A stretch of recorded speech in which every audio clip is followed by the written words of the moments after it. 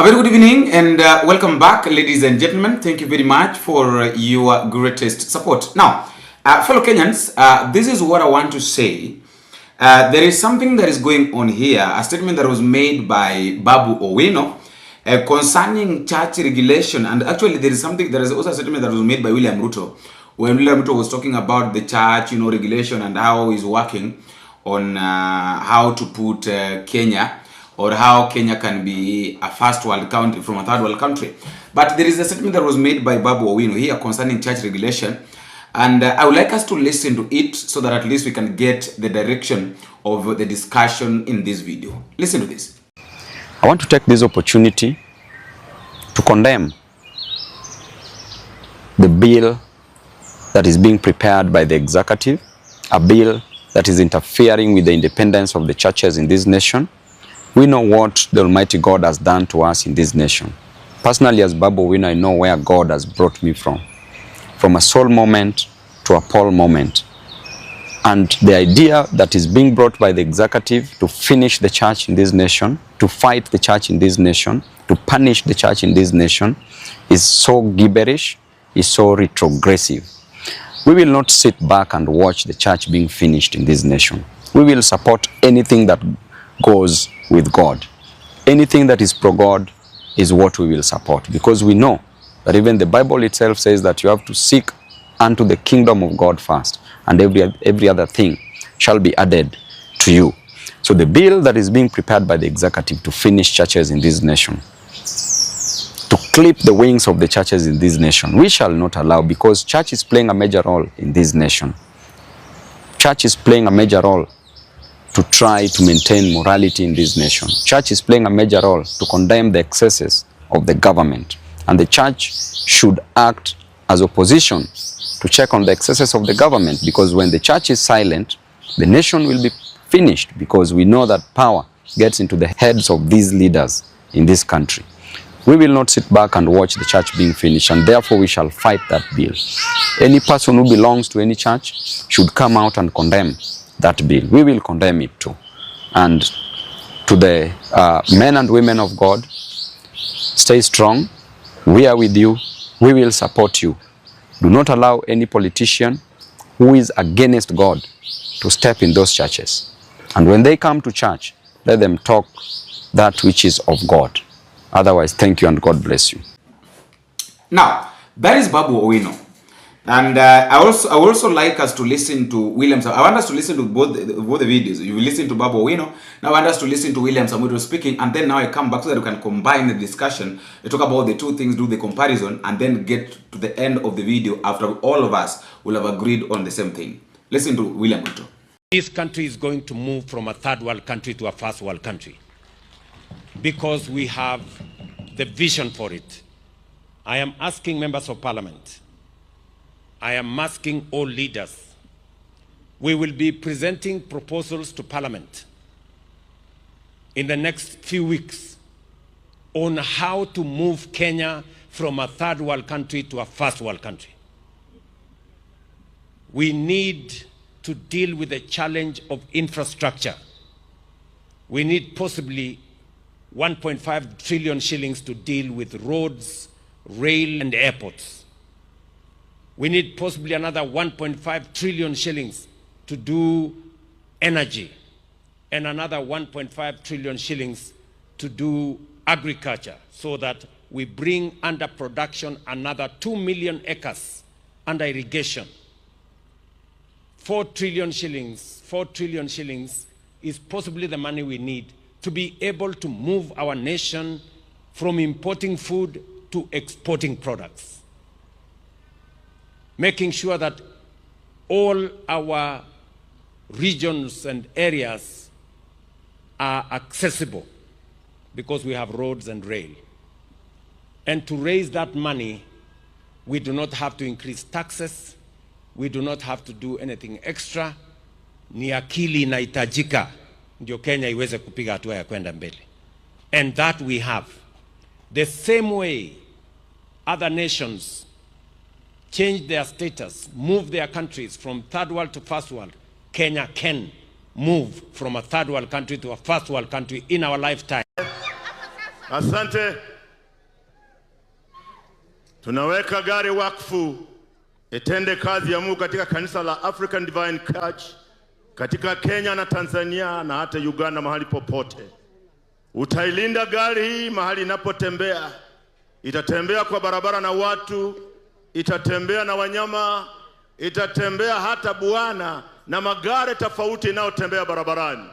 Na tena pia itakutana na wale walinzi wa barabara, polisi.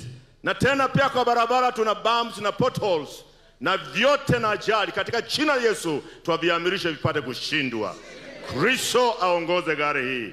Tuikinge ndani ya damu ya Yesu, wanapotoka wanaporudi, kwa neema za Yesu aliye mwokozi wetu. Na so tusese amen. Amen. Ndesha kidogo hapa.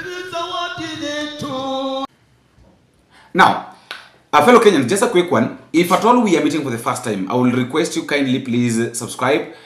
You can also like, you can share, drop me a comment in the comment section. It is very much important to subscribe, because by subscribing you will be getting videos every now and then as they are uploaded by Bonita Media, and YouTube will also notify you any moment there's a video that has been uploaded. You'll be among the first people to get it, especially from this channel. And I know very well that if you're watching this video, then YouTube has recommended you to watch it and get more of such videos. Now, I want us to get deeper into this discussion. And I want us to focus on Babu Owino's statement first. Babu Owino is talking about church regulation. And, this issue of church regulation has got two sides. It has got its good side and bad side.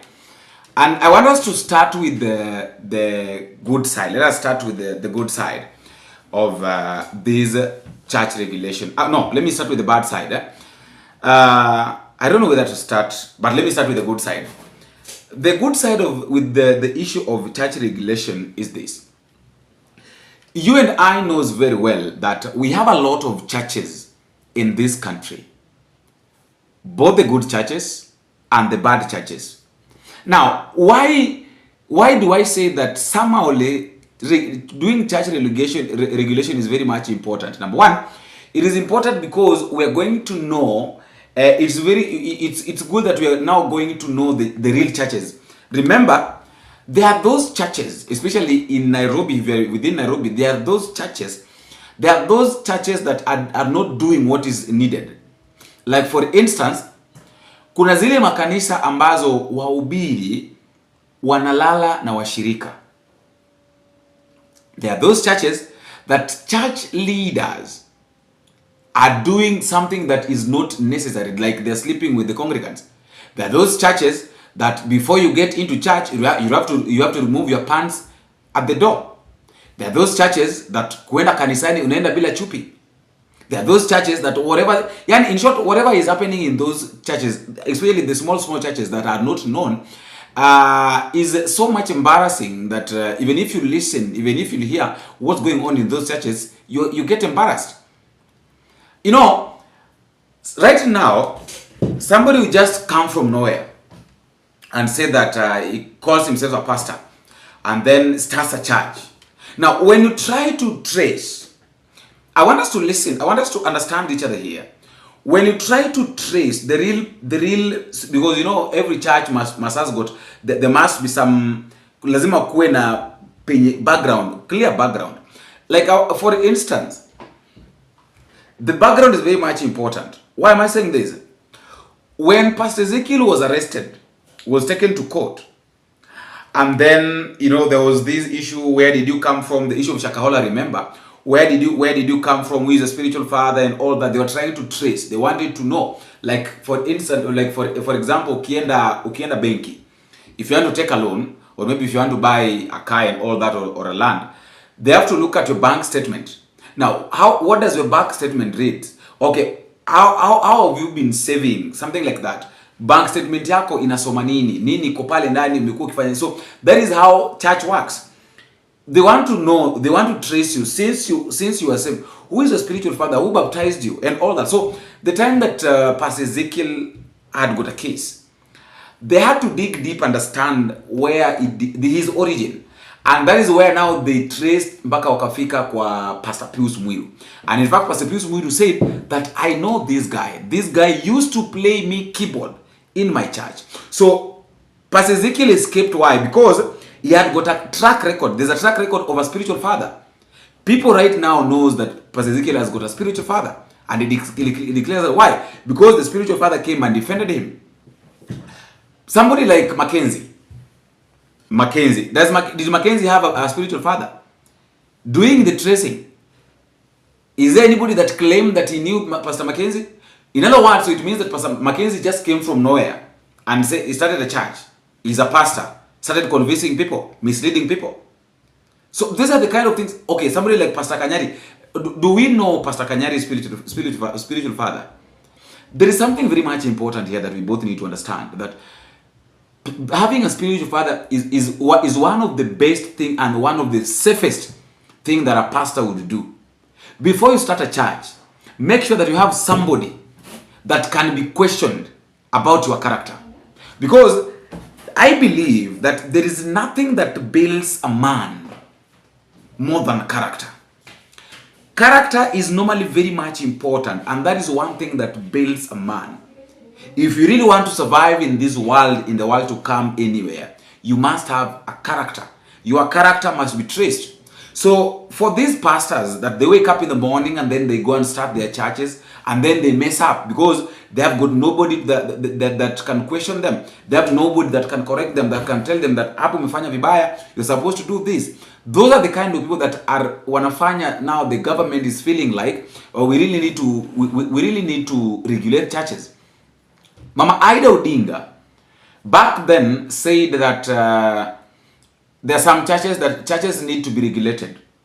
A lot of people backlash Mama Ida Odinga, say that, oh, Mara, you are not people of God, that is why you are coming with the issue of church regulation. But people didn't see it in a different way, that they are good churches. I want us to understand something here. They are good churches. They are true men of God.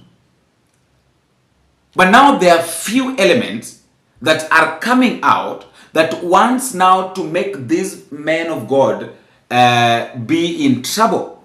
That is why I'm saying that regulation is good. Because these churches that are not doing what is right, these churches, they've not registered. Because, one thing I believe is that you can't register a church if you don't have a track record. Like, who is going to stand for you? Nani unaenda kuregister kanisa? Nani anaenda kusimamia? Unaenda kuregister kanisa kwa niaba ya nani? Yani chini ya nani? Ushaelewa? Yaani lazima uwe chini ya mtu. So regulation of this such regulation thing, for the first time, I would say that for the first time, I can support this. Because it's going to make those pastors that are really true men of God waondoke kwa shida. Kwa nini? Kwa sababu gani? Hao watu ambao hawaabudu, watu ambao wanafanya hii mambo ya kanisa, wanafanya uganga, let me use the word, wana ukarabati mingi. Wanafanya ukarabati, right now there are some places that when you go to and you say that you're a pastor, watu wanakuangalia hivi na wakuchukie. Not because you're bad, not because you're not a true man of God, but because of that name. That name has been spoiled by a few elements who are doing this thing. They think that kanisani, that kuwa pastor ni kutajirika, kuwa pastor ni kufanya wash, kuwa pastor ni I don't know. I'm really failing to understand how I can put it in a clear way. But one thing I have to say is that a pastor that has a spiritual father cannot be questioned. Like, hata ukijaribu kuangalia mienendo yake, it will tell you that this person has got someone behind that guides him or her. Now, why do I also say that it's a bad thing? Because I've said that I'm going to say why I feel like it's good and also why I feel like it's bad. Now, this is why I feel like regulating churches is bad, because most of these churches, most of the good churches are going to be affected. Yes, they're going to be affected. I can say that somehow they're going to be affected in a good way, but kuna ile kuwa affected in a way that mtu ana feel like no, this is not what needs to happen, or you know, this is not how things are supposed to go, or this is not what needs to be done. And also, fellow Kenyans, I really don't know, ama mimi ndo nafikiria, you see right now kuna zile makanisa ambazo zinasimama kwa kweli na they are correcting the government. They're saying that no, this one doesn't, this one hii haipaswi kufanyika, hii inapaswa kufanyika. So kuna zile makanisa ambazo zinarekebisha serikali, how do I put it, zinakosoa serikali. So there's also another thing that I feel like this regulation is coming at a point whereby the government now feels like a lot of churches, some fearless pastors or preachers are correcting it. So they really need to bring in their rules to try and silence those pastors. Let me just mention but a few. Pastor Nganga is here. Bishop John CW is here. Phronesis is here. Pastor Ezekiel is here.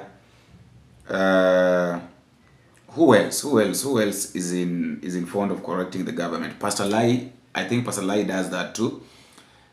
Just trying to mention those churches that I feel like the government might be targeting with this issue of regulation.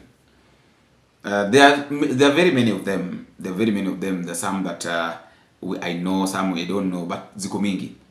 Especially those pastors that correct the government openly.